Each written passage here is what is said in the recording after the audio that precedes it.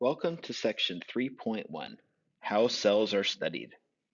In this section, we'll explore the tools and discoveries that allow us to investigate cells, the smallest units of life. This is where biology meets technology, from microscopes that first revealed the hidden world inside organisms, to modern techniques that let us manipulate genes inside single cells. Whether or not you're a science major, understanding how cells are studied can help you better grasp how scientific knowledge is built and how it's used in real life. Here's what you should take away from this lesson. First, we'll define the role of cells in living organisms. Then we'll look at how microscopes made it possible to study cells in the first place.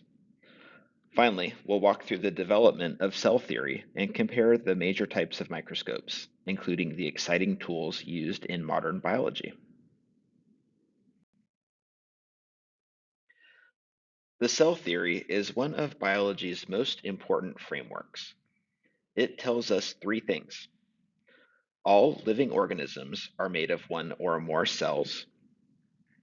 The cell is the fundamental unit of life, and all cells come from pre-existing cells. These ideas emerged in the 1800s thanks to the work of Matthias Schleiden, Theodor Schwann, and Rudolf Virchow.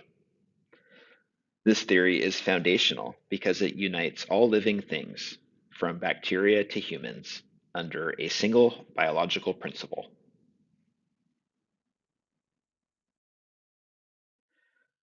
The invention of the microscope was a game changer.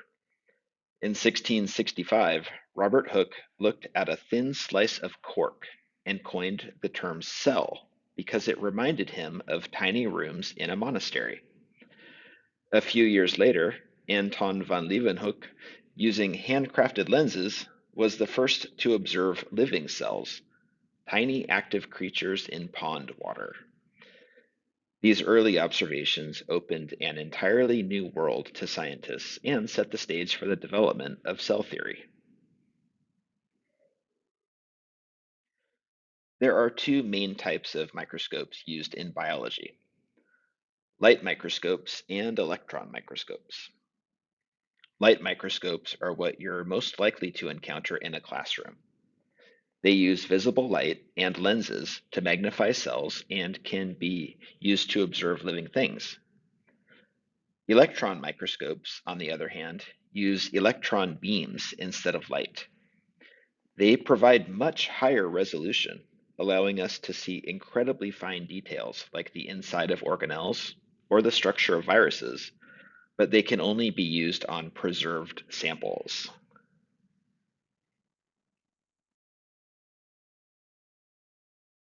Light microscopes pass light through a specimen and use lenses to magnify the image. They typically magnify up to 1000x and are ideal for studying the general layout of cells. Think nuclei, membranes, and even movement.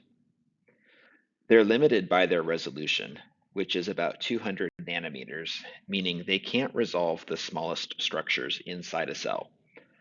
Still, they are incredibly useful for studying living cells and tissue samples in real time.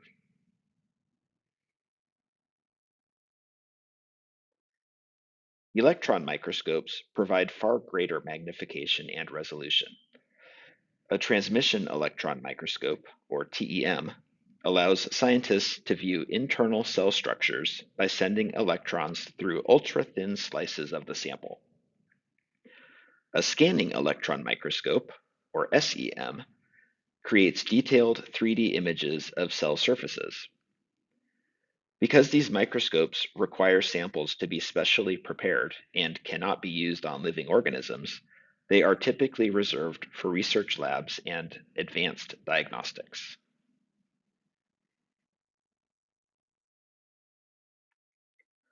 Modern microscopy has gone beyond simply magnifying things. Fluorescence microscopy uses fluorescent dyes to label proteins or DNA, allowing us to watch them move in real time. Confocal microscopy uses lasers to produce sharper images. Advances like CRISPR-Cas9 let us manipulate specific genes inside cells, and single-cell RNA sequencing lets scientists examine what genes are active in individual cells. These innovations are helping us understand diseases, develop new treatments, and even personalize medicine.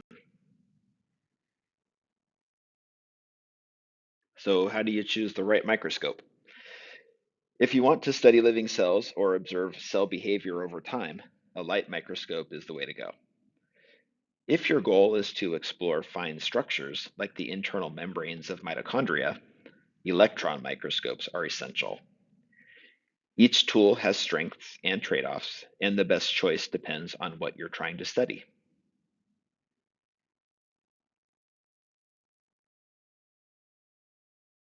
Cells are the basic units of life, and our ability to study them has come a long way. From Hooke and Van Leeuwenhoek's early lenses to today's high-tech imaging tools, microscopes have made the invisible visible. These tools have helped shape modern biology and medicine, giving us new ways to diagnose, understand, and treat disease. Whether or not you become a scientist, appreciating how cells are studied gives you a window into how biology works and how science helps us solve real world problems.